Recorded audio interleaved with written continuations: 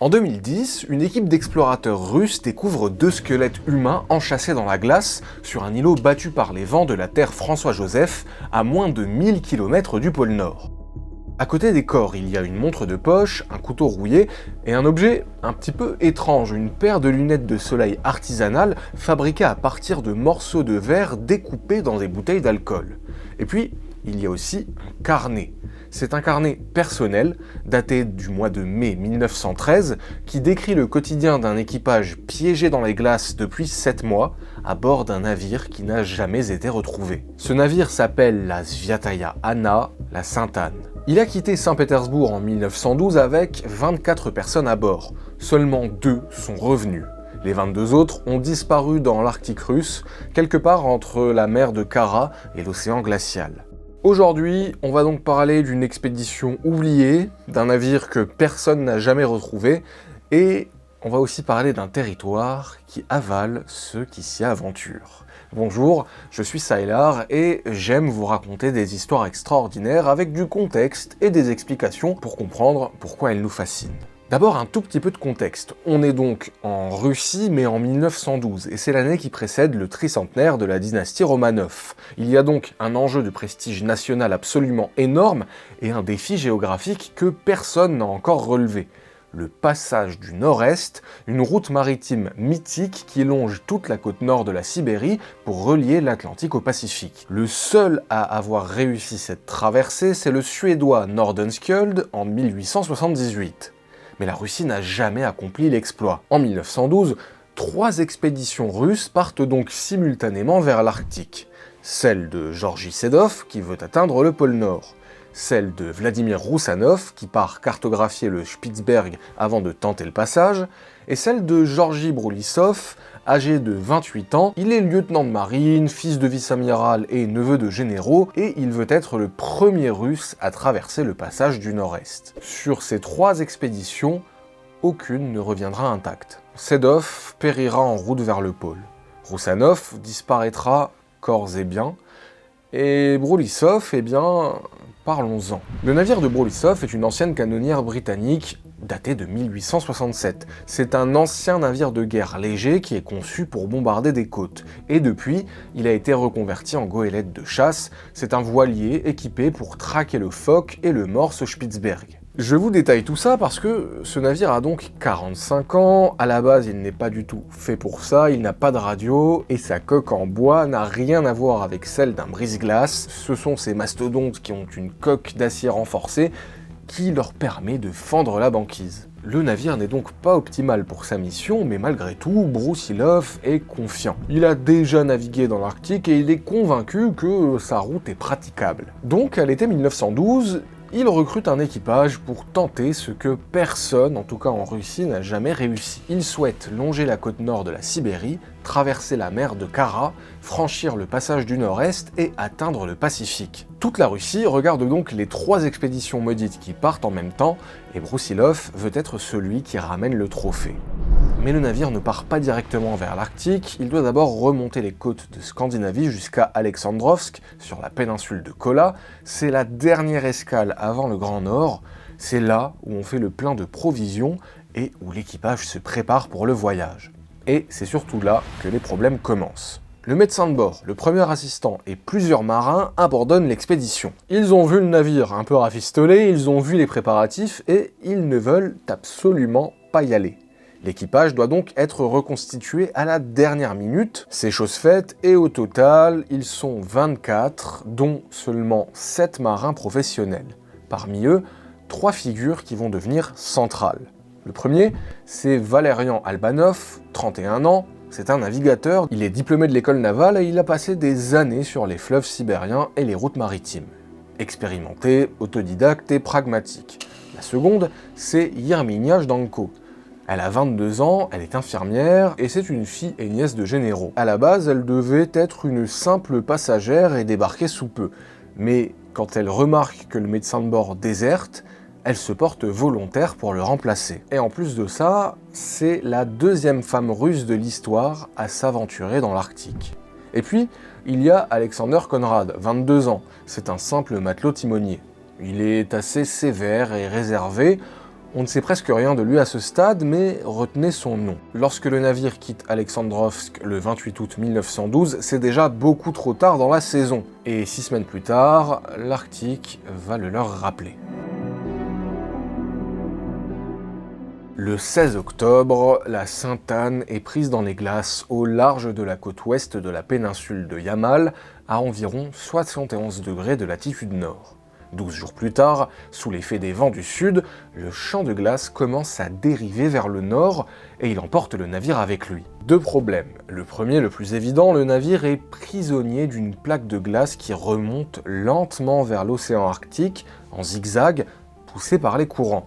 Le second problème, c'est que, ce faisant, ils sont en train de complètement dévier de leur trajectoire, de leur itinéraire, avec tous les problèmes de provision qu'on imagine. À l'été 1913, le navire se trouve au nord de la Nouvelle-Zambie. L'équipage tente de creuser un passage vers l'étendue d'eau libre la plus proche, mais échoue et ils doivent donc commencer un second hivernage. Faut vraiment s'imaginer la situation, hein. Ils sont piégés sans rien pouvoir faire et ils sont livrés à eux-mêmes sur ce bateau, ce qui fait que les conditions se dégradent très vite, notamment à cause d'un fléau qui les frappe depuis plusieurs mois, le scorbut. À cause du scorbut, les membres d'équipage ont les gencives qui saignent, les dents qui tombent et les articulations qui gonflent, ils sont en permanence complètement épuisés. Broussilov tombe malade et il reste alité pendant des mois. Tout l'équipage vit entassé dans quelques cabines à l'arrière, dans un froid qui descend régulièrement sous moins 30 degrés. Pour essayer de se nourrir, ils chassent des ours polaires, c'est à la fois leur seule ressource et une menace constante. Et pendant que Broussilov est cloué dans sa couchette, c'est Albanov qui fait tourner le navire. C'est lui qui organise les chasses, qui prend les décisions et qui maintient un semblant d'ordre. Quand Broussilov finit par se rétablir, il découvre que son navigateur a pris sa place. Et lorsqu'il veut récupérer sa place, il y a conflit. Les deux hommes ne sont pas d'accord. Broussilov reste optimiste. Selon lui, le navire va se libérer au prochain dégel. Albanov, lui, regarde la carte, regarde les provisions et dit qu'il faut abandonner le navire et marcher vers la terre.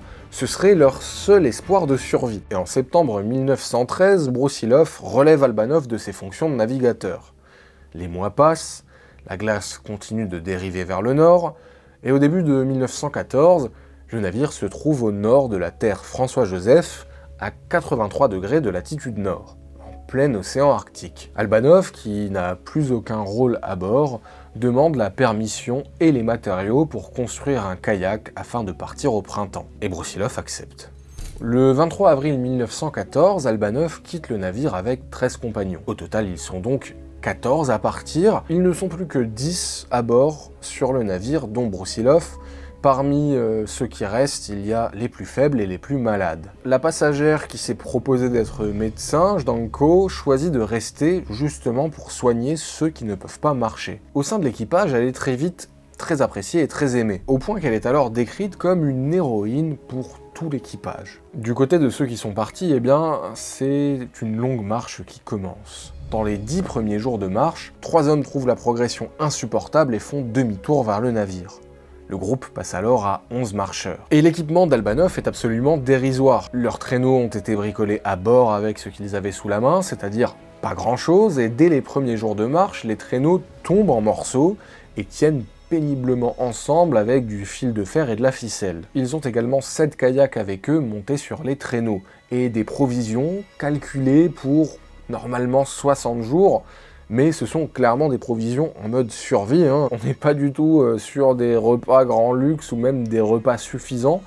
Ils ont avec eux des biscuits de mer et du bouillon concentré pour se nourrir, et avec l'effort qu'ils doivent fournir et les conditions absolument épouvantables de leur marche, on comprend que ce n'est clairement pas suffisant. Et puis ils n'ont pour seule carte, histoire d'essayer de s'orienter, qu'une page arrachée du livre Farthest North, qui est une page remplie de lignes pointillées, là où l'archipel de la terre François-Joseph restait inexploré. Ce qui fait qu'en fait, Albanov ne sait pas exactement où se trouve la Terre. Il sait juste qu'elle est quelque part au sud. Sauf qu'ils ont 400 km de banquise à traverser pour y arriver. Résultat, ils marchent, coûte que coûte, pendant 3 mois. 3 mois de marche sur une surface qui n'en est pas une, parce que la banquise sous leurs pieds dérive en permanence, et pendant leur marche, Albanov fait des observations astronomiques histoire d'essayer de vérifier leur position, et il découvre quelque chose de dévastateur. Un courant inconnu les pousse latéralement pendant qu'ils avancent. Personne ne connaît ce courant à l'époque, et certainement pas Albanov. Tout ce qu'il sait, c'est qu'un jour, il tombe sur des traces de ski dans la neige. Là, il se dit « miracle, une autre présence humaine, on est sauvé !» Sauf qu'en fait, il se rend compte que ce sont les leurs. La plaque de glace sur laquelle ils marchaient la veille les a rattrapés et doublés pendant la nuit, ce qui fait qu'en fait, ils avancent et la banquise les ramène en arrière. Et puis, comme si ça ne suffisait pas, la réverbération du soleil sur la glace commence à leur brûler les yeux. Le mécanicien de bord avait bien bricolé des lunettes avant le départ, vous savez, ces fameuses lunettes avec des morceaux de verre découpés dans des bouteilles vides et montés sur des montures de fortune, sauf que ces lunettes se révèlent malheureusement inutiles. Et pour achever leur malheur, ils n'ont plus du tout de nourriture. De temps en temps, ils croisent un phoque et arrivent à le chasser, mais c'est rare. Les ours polaires, eux, ne sont jamais loin. Quand ils en chassent un, ils mangent pendant des jours. Et quand c'est l'ours qui les trouve en premier, ils doivent se battre pour leur vie. En plus de ça, des crevasses s'ouvrent sous leurs pieds sans prévenir, et parfois, au milieu de la banquise, la glace disparaît d'un seul coup. Ils se retrouvent alors face à des étendues d'eau libre, qu'on appelle des polynies, qui s'ouvrent devant eux et qui leur bloquent la route. Ils doivent alors charger tout le matériel dans les kayaks pour traverser ou bien faire un détour de plusieurs kilomètres. Les traîneaux, déjà en morceaux, se disloquent un peu plus chaque jour. Ouais, c'est un bel enfer, Là, Albanov commence à sérieusement désespérer, mais il doit quand même faire bonne figure pour le moral de ses compagnons, même si lui, y croit de moins en moins. Alors, pour extérioriser, il note tout leur périple dans son carnet. Il y écrit que ses compagnons traînent les pieds au lieu de marcher, qu'ils se maudissent, qu'ils restent couchés sur la glace pendant de longues périodes en refusant d'avancer. C'est compréhensible, personne n'a été préparé à ça. Et puis, vers le 9 juin, Albanov aperçoit la Terre, les îles de la Terre François-Joseph. Après 3 mois absolument infernaux sur la banquise, il voit enfin quelque chose à l'horizon qui ne bouge pas. Mais atteindre la Terre ne veut pas dire être sauvé, loin de là. Leur route est encore très longue. D'ailleurs, une nuit, 2 hommes du groupe disparaissent. Ils ont pris une partie des provisions et des équipements, et ils sont partis dans l'autre direction, tout seuls, sans prévenir personne. Pourquoi ? On ne sait pas. Peut-être qu'ils pensaient avoir une meilleure chance sans le reste du groupe. Ou bien, peut-être qu'ils n'en pouvaient plus d'Albanov. En tout cas, on ne le saura jamais parce qu'on ne les a jamais retrouvés. Albanov découvre ce départ au matin et il le vit comme une trahison et surtout comme une catastrophe, puisque chaque ration volée, c'est un jour de survie en moins pour ceux qui restent. Le périple continue et le groupe finit par atteindre le cap Mary Harmsworth sur la terre Alexandra. C'est la première fois qu'ils posent le pied sur de la terre ferme depuis des mois. Mais à ce stade, il ne reste plus que 2 kayaks fonctionnels pour une dizaine de personnes, alors il faut faire un choix. Albanov décide de séparer le groupe. Lui, Conrad et quelques autres prennent les kayaks et longent la côte par la mer. Les autres, au nombre de 6, continuent à pied le long du rivage. Les 2 groupes se donnent rendez-vous au Cap Grant. Le groupe en kayak arrive au premier au Cap Grant, alors il attend. Sauf que le groupe côtier n'arrive pas. Ni le premier jour, ni le deuxième, ni jamais en fait. Les 6 hommes sont partis à pied le long de la côte, et puis, plus rien. Le problème, c'est qu'Albanov ne peut pas attendre indéfiniment, alors le groupe en kayak repart, cette fois vers l'île Belle. En chemin, le matelot Holger Nielsen tombe malade et meurt. Il l'enterre et continue. Le 7 juillet, les 2 derniers kayaks quittent Bell Island pour tenter de rejoindre le Cap Flora de l'autre côté du détroit. Malheureusement, une tempête les frappe, emporte le kayak de Louniaïev et Chapsovski en pleine mer. Albanov voit ses camarades s'éloigner, mais il ne peut rien faire. Après tout ça, le 9 juillet 1914, il ne reste que 2 hommes, Albanov et Conrad. Ils sont à bout. Après 90 jours de marche et plus de 400 km sur la banquise, De tout le groupe qui a quitté le navire, ils sont les seuls encore debout. Ils atteignent le cap Flora sur l'île Northbrook et là, ils tombent sur quelque chose d'inespéré. Des cabanes en rondins encore debout, construites 20 ans plus tôt par l'explorateur britannique Frederick George Jackson. À l'intérieur, ils découvrent le Graal, des caisses de biscuits. Et sur un mur, ils lisent une inscription clouée.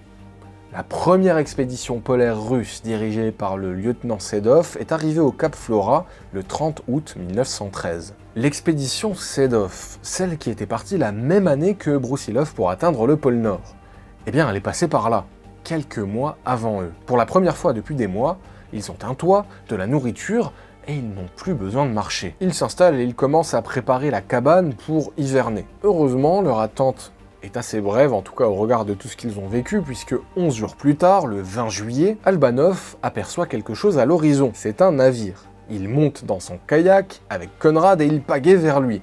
Ce navire s'appelle le Zviatoy Foka et c'est la goélette de l'expédition Sedov. Sauf que, comme on l'a dit au début, l'expédition Sedov n'a pas mieux tourné. Sedov est mort 5 mois plus tôt en route vers le pôle, dévoré par le scorbut. Son navire est commandé par ce qui reste de l'équipage. Il n'a tellement plus de carburant que les hommes brûlent du lard de morse et arrachent les aménagements intérieurs en bois pour alimenter la chaudière. Les rescapés d'un désastre, sauvés par un autre désastre. À bord, parmi les survivants de l'expédition Sedov, il y a un jeune géographe, Vladimir Vizet. Retenez ce nom parce qu'on y reviendra. Le 10 août, ils atteignent le village de pêcheurs de Rinda sur la côte de Mourmansk. Et là, Albanov et Conrad découvrent que le monde a changé. Bah oui, la Première Guerre mondiale a éclaté. Pendant qu'ils marchaient sur la banquise, l'Europe s'est embrasée et personne ne les cherchait. Pourtant, les voilà saufs. Albanov, de retour en Russie, publie le récit de sa marche en 1917 à Petrograd, quelques mois avant la Révolution. Et puis, tout s'effondre autour de lui. Le pays bascule dans la guerre civile. Avec les années, Albanov n'a pas oublié ses anciens camarades. Il essaye pendant des années de monter une expédition de secours pour retourner chercher la Sainte-Anne. Malheureusement, il n'y arrive pas et il meurt en 1919 à 38 ans. Il ne reverra jamais le navire. Le dernier survivant, Conrad, lui, ne parle pas. Il ne dit pas un mot sur ce qui s'est vraiment passé pendant la marche. Quand on l'interroge, il se braque, il se referme sur lui-même. De son côté, il reprend la mer comme matelot, puis comme mécanicien sur les lignes de la Baltique. Et en 1939, à 49 ans, il fait quelque chose d'extraordinaire. Il accomplit le passage du Nord-Est. L'objectif que Brusilov n'avait jamais atteint. 27 ans après le départ de la Sainte-Anne, le dernier survivant, en tout cas officiel, boucle la boucle. Il meurt l'année suivante, en 1940, à Leningrad, et son journal, qu'il n'a jamais montré à personne de son vivant, est finalement donné par ses proches au musée de l'Arctique après sa mort. Mais alors, qu'en est-il des autres ? Eh bien d'abord, pour les 6 hommes partis à pied le long de la côte, on n'a plus jamais eu de nouvelles. La côte de la Terre François-Joseph en été, il faut se dire que c'est un chaos de falaises de glace, de fjords et de courants. 6 hommes à pied, sans kayak et sans carte, sur un rivage que personne n'avait jamais longé, on ne sait pas jusqu'où ils sont allés. D'ailleurs, les 2 déserteurs partis seuls dans la nuit, même chose. On a 8 personnes qui se sont volatilisées entre la banquise et les îles. En tout cas jusqu'en 2010, quand une équipe d'explorateurs russes découvre 2 squelettes enchâssés dans la glace sur ce fameux îlot battu par les vents de la Terre François-Joseph. Alors on ne sait toujours pas qui ils sont, mais on sait qu'ils viennent forcément du groupe de marche d'Albanov. Ce sont 2 des 8 disparus. Et pour ceux restés à bord, Brusilov, Jdanko et les autres. Peut-être que le carnet retrouvé en 2010, et qui est daté de mai 1913, peut nous donner des informations. Eh bien, ce carnet est celui d'un des marcheurs morts en route. Et il raconte la première année de dérive à bord, avec le tabac qui s'épuise, les allumettes qui manquent, bref, les provisions qui s'amenuisent et le moral qui flanche. Mais après le départ d'Albanov en avril 1914, eh bien, il n'y a plus aucune trace de ceux qui sont restés à bord. Aucune de ces 13 personnes n'a jamais été revue. Pourtant, on a cherché. Dès 1914, Otto Sverdrup, le grand explorateur norvégien, fouille la mer de Kara avec son navire pour le compte de la marine impériale russe, mais il ne retrouve rien. Comme je vous l'ai dit, Albanov lui-même a continué jusqu'à sa mort de réclamer qu'on retourne chercher le navire.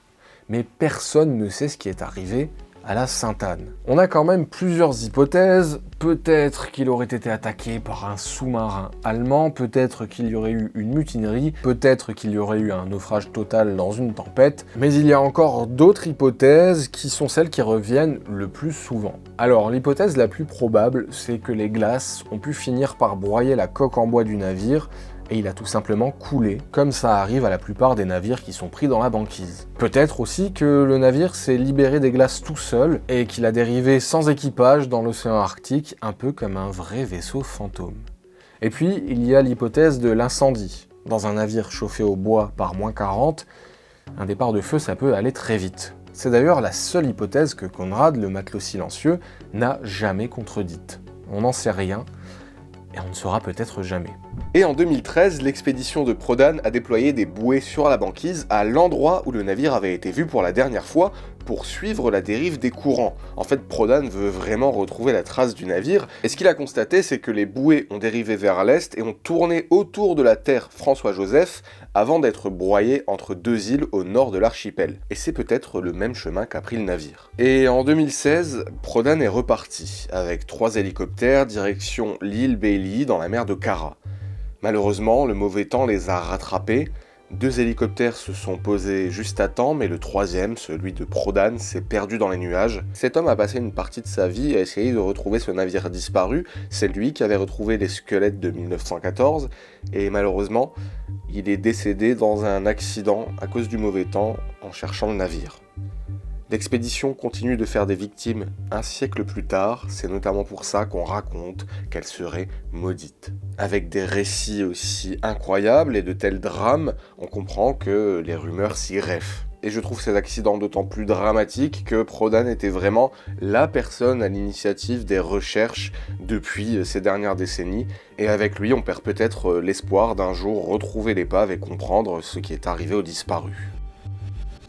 On pourrait s'arrêter là. On a les faits, les dates, les hypothèses, mais il y a une autre couche de lecture un petit peu plus ancienne, qui ne prétend pas expliquer ce qui s'est passé, bien sûr, mais qui dit quelque chose sur l'endroit où ça s'est passé. Vous le savez peut-être, je m'intéresse énormément aux folklores locaux, aux différentes croyances, et bien avec ce sujet, je peux vous parler des Nénètes. Sur la côte ouest de la péninsule de Yamal, là où la Sainte-Anne a été prise dans les glaces en octobre 1912, au niveau de la mer de Kara, un peuple nomade y vit depuis des millénaires. Les Nénètes donc, qui appellent ce territoire Yamal. En Nénètes, Yamal signifie le bout du monde.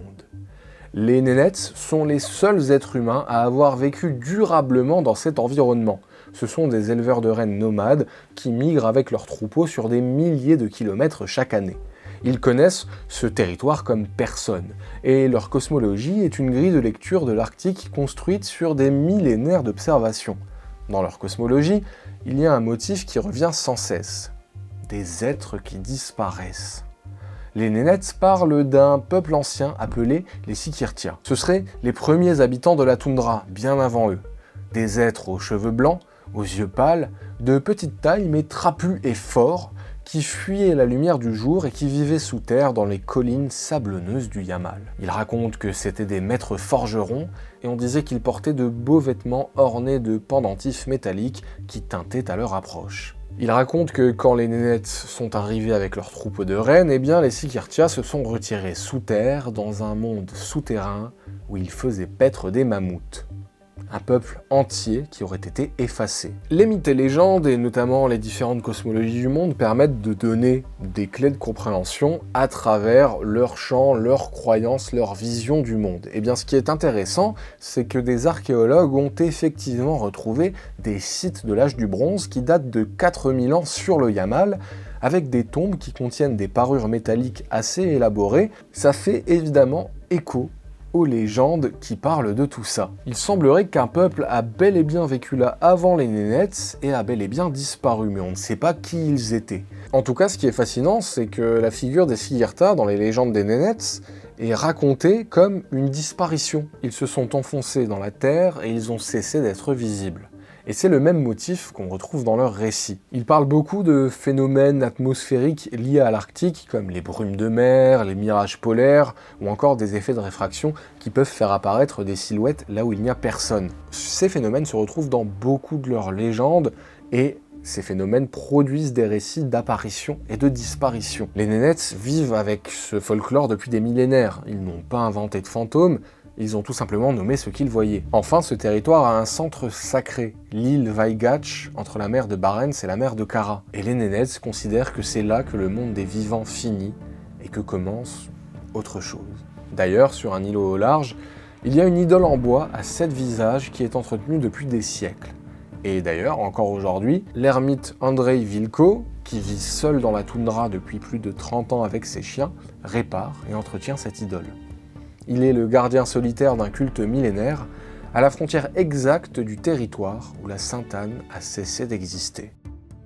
Et est-ce que vous vous souvenez de Vladimir Vidzé, vous savez, le jeune géographe à bord du Sviatoy Foka? Eh bien, en 1924, il étudie les données de dérive qu'Albanov avait consignées dans son journal. En étudiant ça attentivement, il détecte une anomalie dans la trajectoire du navire. Un peu comme si un obstacle inconnu modifiait les courants. Et avec des calculs mathématiques, eh bien, il prédit l'existence d'une île. On la découvre en 1930, exactement là où il l'avait prédite. Cette île, depuis, porte son nom.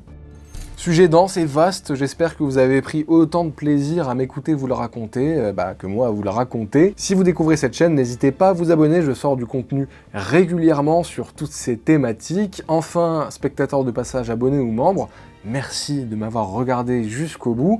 Je vous souhaite une excellente semaine et je vous dis à très bientôt. C'était Sylar, encore merci pour votre soutien et salut!